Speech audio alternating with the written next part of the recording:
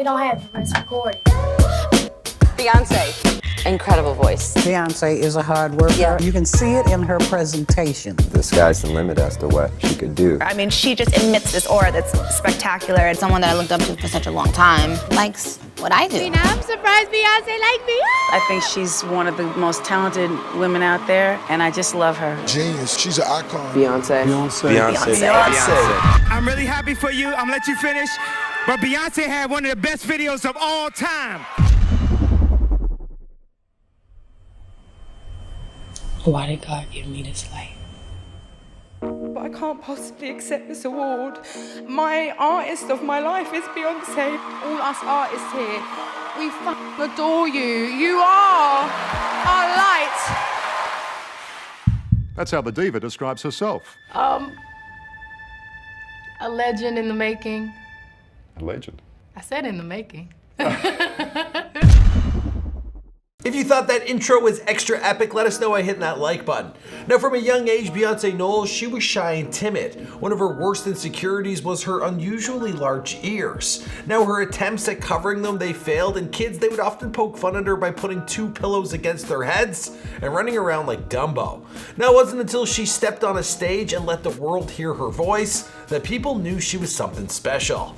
Fast forward to 2019, well, Beyonce is far from the ugly duckling in her class. She has sold 100 million albums worldwide, becoming one of the most popular artists in music history, releasing 5 albums with Destiny's Child and moving into an amazing solo career. Beyonce is no doubt one of pop music's most prolific artists. Her marriage to Jay-Z is equally as iconic, and speaking on her success and current state in the industry, well, she stated, "My main accomplishment is achieving peace and happiness. Sometimes you think it's success and you think that it's being a big star, but I want respect and I want friendship and love and laughter, and I want to grow." While the entire world knows about Beyonce's W's, not a ton of people are educated on the long, exhausting, and downright painful path it took to get to where she is today.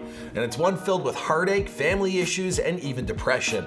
Now, her early years starting out in the industry features many a story, from performing in a quartet in people's backyards, to her parents keeping a close eye on her during a Destiny's Child collab with none other than R. Kelly. I didn't do this stuff. Yeah, we'll get to all that in just a minute.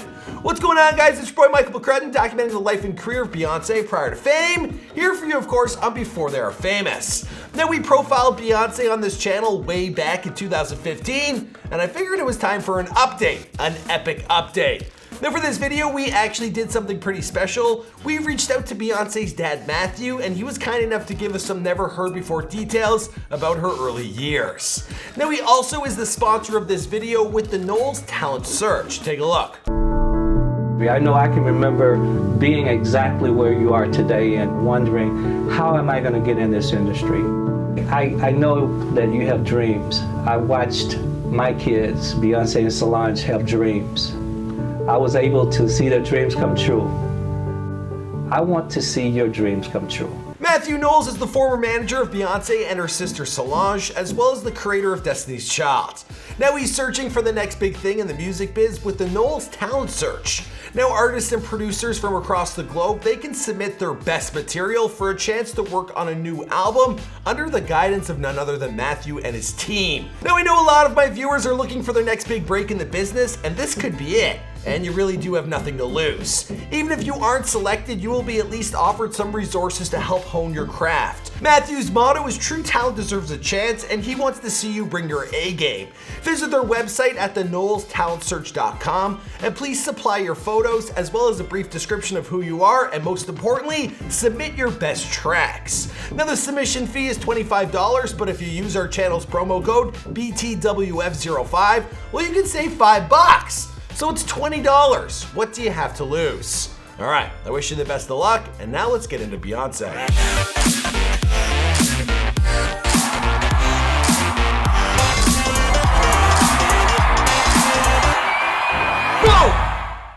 Hi, my name is Beyonce. Beyonce Giselle Knowles. My birthday is September 4th, 1981. Beyonce Giselle Knowles was born on September 4th, 1981 in Houston, Texas, and she and younger sister Solange were raised by her parents Tina and Matthew. Beyonce's first name is apparently a tribute to her mom's maiden name, Beyoncé. Now while Matthew, he worked as a sales manager for Xerox, Tina owned her own salon. In fact, one of Beyonce's first jobs was sweeping hair from the salon floor. Take a look at this and tell me how old you were.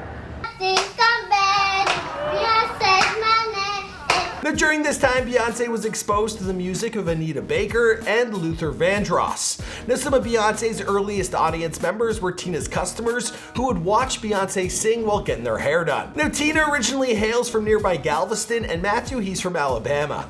Now Tina also has some Native American and French ancestry. And according to sources, it turns out that Beyonce is actually a descendant of Joseph Broussard. He's the leader of the Acadia people in what is now Eastern Canada. Yeah, I bet you didn't hear that before. Now Matthew would help Tina run the salon's finances, and while they would always put family first, the couple, they would run the business with an iron fist. Now Matthew, at one point, he was even forced to fire his first cousin. We decided to look up the name of this Houston salon that the family owned, and if you're curious, well, it was titled Headliner's Hair Salon on Bissonnette Street. But sadly, well, of course, now, well, it's a different business. They've moved on to better things. The Knowles family, they lived in Riverside Terrace, an area of Houston's 3rd Ward, and not far from the famous Texas Medical Center. Now, when we looked up information on Beyonce's childhood home, we actually found a couple photos, and it was put up for sale just not too long ago. This 3-bedroom home was featured on BET and MTV. It's located on Rosedale near 288 and the Museum District. It's listed for $500,000. Beyonce recalls having a fun and adventurous childhood. While she was shy around strangers, she remained extra close with her family. Beyonce in the middle and Solange. Leave those bees alone, Beyonce. The Knowles family, they apparently attended St. John United Methodist Church each and every Sunday, which was located in the same area. Now, while Beyonce certainly doesn't flaunt any of her religious beliefs, she credits God as the reason for her success. In fact, she stated, "I feel like God has given me every gift that I have, every blessing that I have, and I feel like He put certain people in my life for a reason. Certain angels, certain people protecting me, things that happen to everyone. There's no way you cannot believe someone ain't looking out for you. He takes certain people out of my life that shouldn't be there, and I just feel protected all the time." My mother prays for me all the time, and I pray for my daughter all the time, and God is real, and God lives inside of me and inside of all of us. As a young girl, she fell in love with music of several prominent artists. While the list included the likes of Tina Turner, Diana Ross, and Whitney Houston, there's one particular song dance icon, well, that's near and dear to her heart. If it wasn't for Michael Jackson, I would never have ever performed. Beyonce has professed her love for Michael Jackson a million times over. His music actually holds sentimental value to the singer, as Michael was the first concert she ever attended. We get ready to go to Michael Jackson concert. Oh yeah, you going to the Michael Jackson concert? Yeah. All right. Now Beyonce, she went to nearby St. Mary's Montessori School on Rosedale Street, and it was here she enrolled in dance and singing classes. Here her instructor, Darlette Johnson, discovered her incredible singing ability after humming the melody to a song. When Beyonce was able to finish it with high-pitched notes, well, she knew the girl had something special. Sing it again. And now remind you, she was a very shy girl. And how old was this? She was about maybe 6 or 7. She was like, "Baby, sing for me. I heard you over there singing to the track. Sing for me." And I did, and she was like, "You can really sing." And she apparently told the child that she would one day run the world. Darlette would teach Beyonce to dance as part of her class at her own studio. She said that Beyonce would dance so hard sometimes that her costume pieces would fall off. It was here she developed her alter ego, Sasha Fierce. Rumors of Beyonce's musical talent followed her all the way into elementary school. Now, envious students, they would sometimes bully and tease the singer due to her apparent skills. Now, her performance at the school's talent show definitely put salt on that wound. Hitting the stage to sing a rendition of John Lennon's Imagine, well, Beyonce, she floored an audience that included her parents. The winner is Beyonce Knowles, female pop vocalist.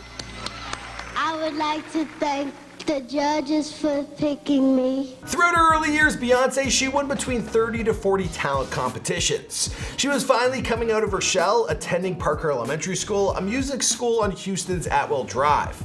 Now Beyonce, she met Kelly Rowland, who had just moved to H-Town from Atlanta, Georgia.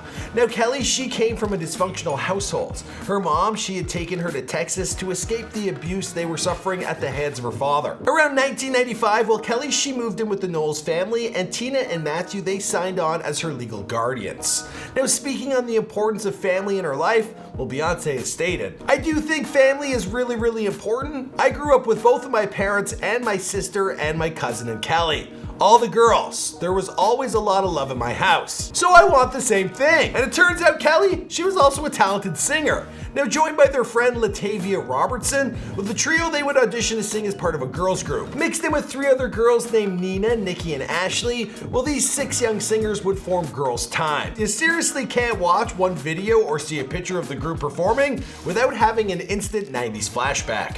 Welcome Beyonce, Latavia, Nina, Nikki, Kelly, and Ashley, the hip-hop rapping Girls Time. Girls Time would perform in various shows and competitions around the Houston area, and they eventually made it all the way to Star Search. Now, Star Search was a huge platform for up-and-coming talent at the time, basically the Knowles talent search of way back when. And you know, if you won that competition, it meant instant international stardom. And as for Girls Time, well, sadly, they lost. The failure turned out to be a devastating blow for the group. Now, Beyonce, she took it especially hard. Looking back on the loss, she stated, "In my mind, we would perform on Star Search, we would win, we would get a record deal, and that was my dream at the time. There's no way in the world I would have ever imagined losing as a possibility. I was only 9 years old. At that time, you don't realize you could work super hard and give everything you have to lose. It was the best message for me." Shortly after, Matthew Knowles, he decided that he would step up to the plate as the group's manager. Now this meant that he would have to quit his job at Xerox and devote his life to fighting for Girl Time's success.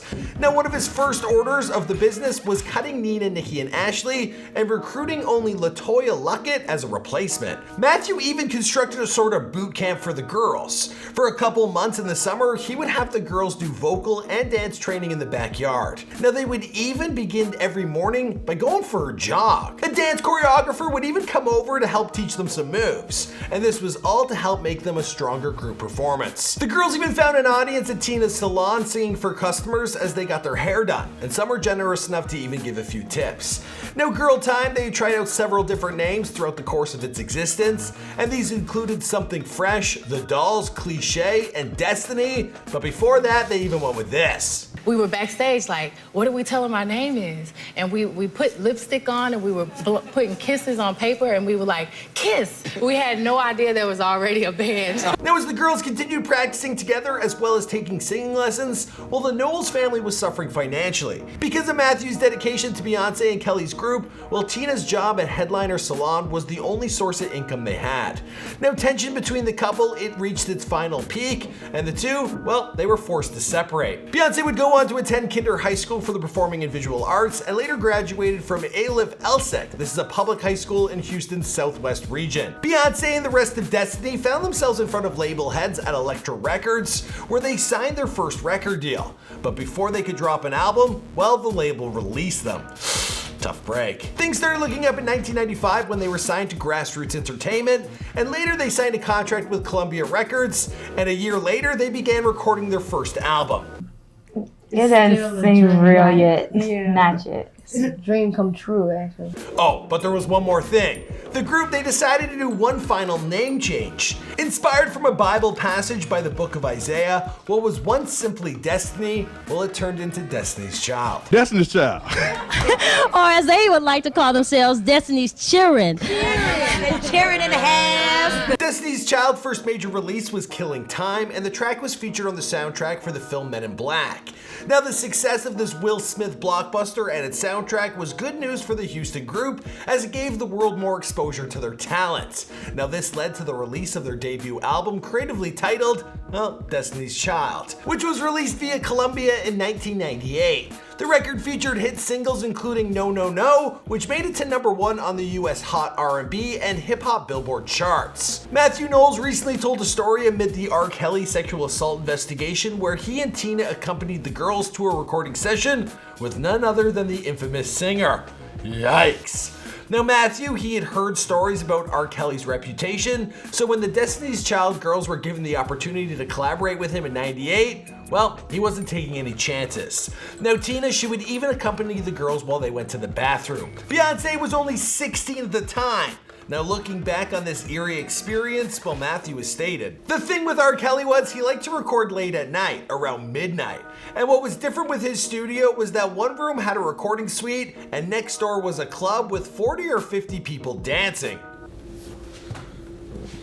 That's fucking strange. I didn't do this stuff. R. Kelly, he apparently ended up simply writing a track for the group to sing, and it appeared on the soundtrack for the movie Life starring Eddie Murphy and Martin Lawrence. Now the song, it was titled, ready for this?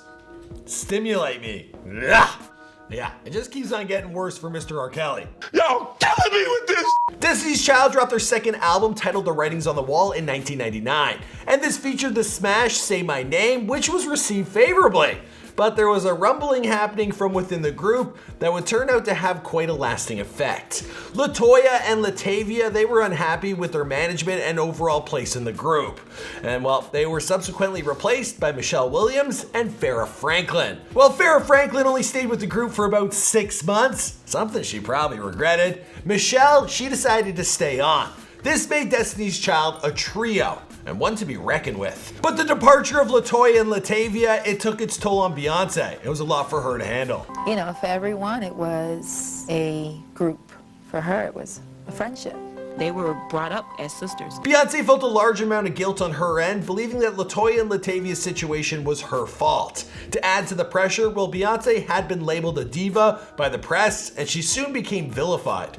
Now, there were times that she wasn't even able to get out of bed. To fire back at the media and their hate, well, Beyonce and Destiny's Child, they put together their third album, and they titled this one Survivor. Now, the album, it debuted at #1 on the Billboard 200, and its title single, Survivor, well, it became an instant classic. Of course, more success would follow, not just with the group, but as a solo artist. She brought us hits including Drunken Love, Irreplaceable, Single Ladies, Run the World, Halo, and Crazy in Love. And well, you know, she sold out shows around the globe. She even sang at the Obama inauguration, and she sang at the Super Bowl. Can't really top those two. One of those magical performances that you can't recreate. Her success even landed her roles on the big screen in films like Austin Powers' Goldmember. Are you sure you don't have a little clone in you? Yeah, I'm sure. Would you like to? The Pink Panther, Dreamgirls, and she has an upcoming role as Nala in the live-action version of The Lion King. Can't wait to see that. Now, if you guys want your own shot at doing something similar, well, be sure to check out Knowles' Talent Search. A link is down below. I mean, you have everything to gain and so little to lose. As for the rest of the story, well, I think we're gonna wrap this one up here because this is before they're famous. My name is Mike McCredden, and we post all sorts of celebrity bios here for you on this channel. Let us know who you want us to document next in the comments down below. Also, don't forget to subscribe, turn on that bell for notifications, and I'll see you guys in another video. Bye.